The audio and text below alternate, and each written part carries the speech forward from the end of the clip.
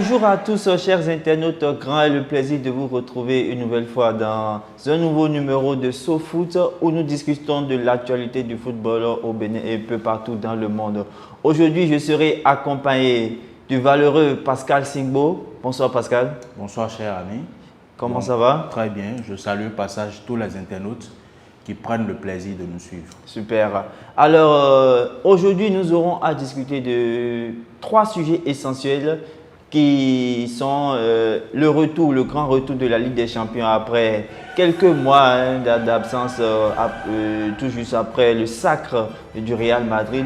La Ligue des Champions est de retour dès le mardi prochain et le tirage au sort ont été faits. Nous allons aborder rapidement les favoris de cette saison. Après cette Ligue des Champions, nous avons quand même un des favoris de cette saison qui est le PSG. Avec ses grandes ambitions pour la saison, nous allons aborder les ambitions du club parisien. Ensuite, nous allons faire un petit détour au Bénin où un grand changement est annoncé pour les prochains jours à venir. Alors, Pascal, sans plus tarder dans le vif du sujet, quelles sont vos impressions après le tirage au sort de la Ligue des Champions? Déjà, en tant que féru du cul rond, on est tous contents du retour de la plus prestigieuse des compétitions en Europe, la Ligue des Champions. La magie du foot va reprendre dès mardi pour des sensations plus grandes. Et déjà, je pense que c'est toujours les mêmes clubs, c'est toujours les favoris de toutes les saisons, ces clubs-là qui affichent de grandes ambitions, qui sont toujours favoris et qui dictent leur loi aux autres clubs, bien sûr. Je vais citer le Real de Madrid, je vais citer le PSG, je vais citer le Bayern de Munich, je vais citer le Barça, qui de moins en moins depuis quelques saisons est à la traîne. Je pense que, voilà, Chelsea aussi, qui depuis l'arrivée de Thomas Tuchel sur le banc est en train de faire un grand pas dans la Champions League.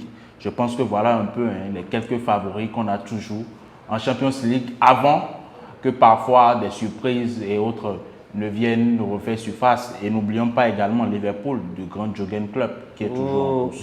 Vous m'avez devancé par rapport aux favoris, mais là, je vous ai suivi, vous n'avez pas cité Manchester City qui quand même a une aussi grande ambition que le PSG de remporter la Ligue des Champions. Oui, peut-être une omission de ma part, mais Manchester City ne me vient pas tout de suite à l'esprit quand on connaît un peu les mésaventures de ce club en Champions League. On sait qu'en Angleterre, depuis quelques temps, depuis l'arrivée de Pep, City est plus grand en Angleterre, City ravage, City fait tout sur son passage, mais en Ligue des Champions, ça n'arrive pas toujours à passer.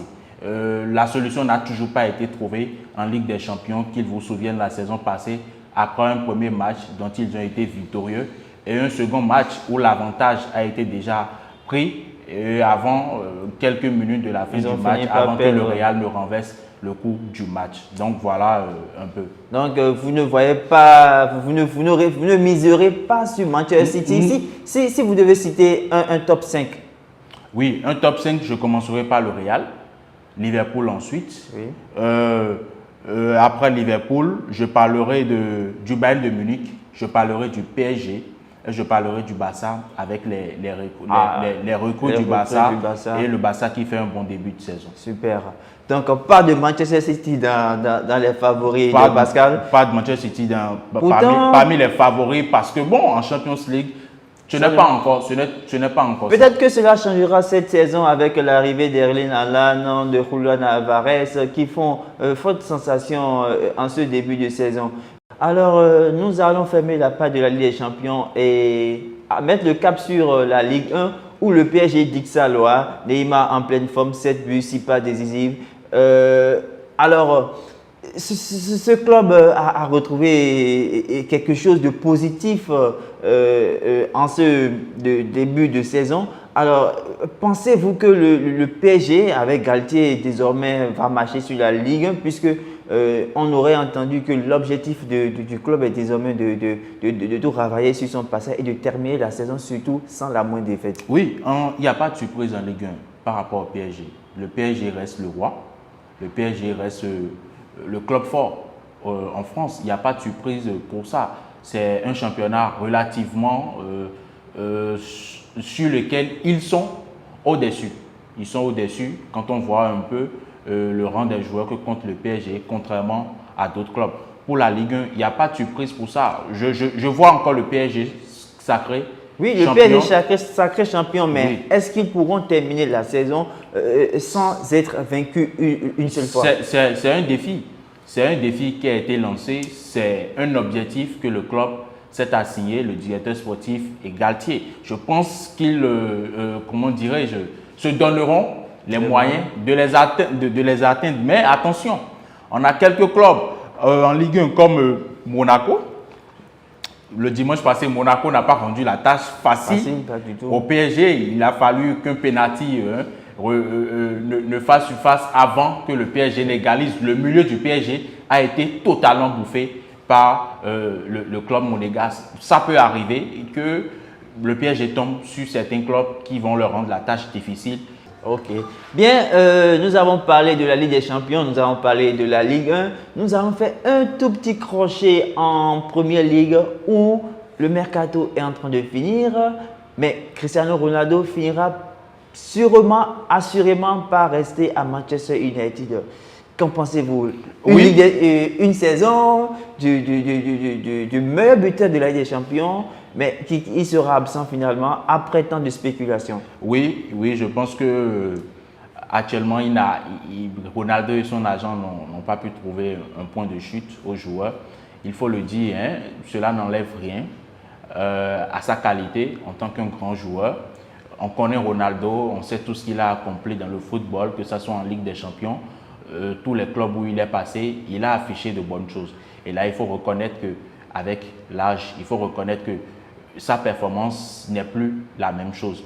Et quand c'est dans ces conditions, il est un peu difficile de trouver un point de chute parce que c'est un joueur qui ne sera pas payé à 5 millions d'euros, 6 millions d'euros annuellement.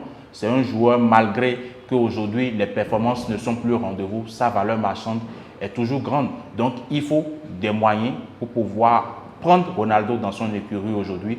Quels sont les clubs qui sont prêts à faire ce sacrifice-là, à lui donner un grand salaire pour des performances qui ne seront plus à la hauteur de ce Ronaldo-là que l'on a connu par le passé. Vous êtes en train de dire que Ronaldo, qui a quand même fini meilleur buteur de Manchester United la saison passée, n'est plus capable de porter une équipe? Ronaldo, mais on l'a vu pratiquement à la fin de la saison passée et aussi lors de la préparation de Manchester United.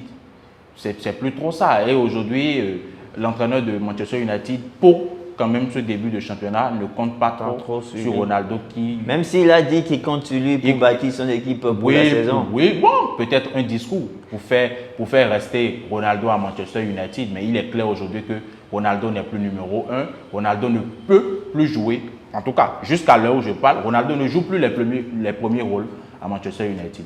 Très bien. Alors, on ferme la page de l'Europe, de l'Angleterre, de la Ligue 1. On met le cap sur le Bénin. Un grand vent de changement se souffle désormais. Enfin, ce n'est pas encore officiel, mais le président de la Fédération béninoise de football, Mathurin de Chacus, a annoncé que désormais, c'est fini avec les histoires autour du petit rongeur. Alors, fini les histoires avec les écureuils, on devient désormais les guépards du Bénin. Alors, la question qu'on se pose tous, est-ce que c'est si important de changer ce nom? Je dirais oui, je dirais non. Non, parce que ce n'est pas le nom qui fait l'équipe nationale. Les écureuils, oui. Le coq est champion en France. Voilà, le coq est champion. On connaît le coq où le coq ne fait peur à personne. Quand vous entendez le coq, voilà, je pense que le coq c'est un animal domestique. Voilà, c'est pas un rongeur. Voilà, donc ce n'est pas le nom qui joue au football. Mais en même temps, pourquoi ne pas décider de changer le nom de notre équipe nationale? Là, sur le premier point, comme je le disais, ce n'est pas le nom qui fait évoluer une équipe. Ce n'est pas le nom réellement, je ne sais pas. Mais on sent une fixation depuis plusieurs mois ou bien des années. Oui. Les gens qui se disent, bon voilà, comment vous pouvez vous appeler écureuil? Oui, j'en viens. Ce n'est pas le nom quand même qui, je ne sais pas, qui change quelque chose comme je vous l'ai dit. Le coq, il est champion en France. Les écureuils, nous avons battu les lions de l'Atlas, le Maroc. Voilà un écureuil qui fait tomber un lion. On a failli manger encore les lions de la Teranga. Donc le nom écureuil, en aucun sens, ne change rien. Maintenant, pourquoi ne pas initier quand même changer le nom de notre équipe nationale? Voilà, mais si l'on devrait changer le nom de notre équipe nationale, moi je préfère qu'on choisisse un nom qui reflète les réalités du Bénin, un nom qui représente un symbole, je ne sais pas, de la royauté, un nom qui représente quelque chose quand même qui a trait aux réalités du Bénin. Guépard, je pense, c'est un animal, on dit qu'il court, il est plus rapide et tout. Là, oui, nous acceptons tout cela. Mais changer un nom, quitter écureuil pour guépard, je ne vois pas le changement. Pour moi, cela aurait été mieux de prendre un nom voilà, qui reflète par exemple les réalités du Bénin. En Égypte, nous avons les pharaons. On connaît l'histoire de l'Égypte, on connaît ce que c'est que le pharaon. C'est un symbole phare. Quand on veut vous conter l'histoire de l'Égypte aujourd'hui, on ne peut pas parler de l'Égypte sans parler des pharaons. Vous allez en Afrique du Sud, on parle des Bafana Bafana. Bafana Bafana, c'était des braves hommes qui ont combattu pour la liberté en Afrique du Sud. Voilà des noms comme ça qu'on peut prendre et qui peuvent refléter quelque chose dans notre pays. Donc, on est sûr pour le moment, quand je vous récapitule, on est sûr du non-lieu. On aurait dû continuer par travailler sur les aspects administratifs et autres sportifs pour que le football béninois puisse évoluer. Bien, nous sommes déjà à la fin de cet épisode de SoFoot. Nous espérons que vous nous avez suivis avec beaucoup de plaisir et on se dit à très bientôt.